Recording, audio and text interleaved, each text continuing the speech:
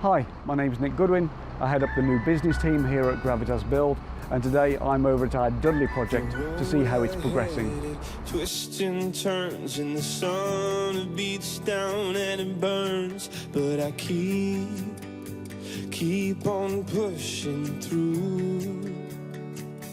The lads have been working hard over the last few days to get the steel cages in place and get them wired together. The steel cages themselves provide the main structural strength for the concrete, as well as giving the concrete something to bind to. The concrete pour itself will take place over the next couple of days until eventually this whole site will be covered in concrete to form the rough foundation. Once the rough foundation is then cured or the concrete has hardened, we're then in a position where we can start to build the main structure of the building.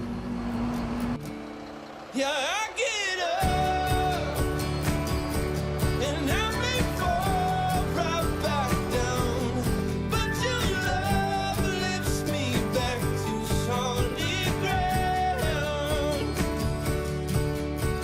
Oh, I've come too far in this to raise my flag and call it quits. So I keep on pushing through. My heart it pounds. Yes, so sure I've had my doubts, but I must keep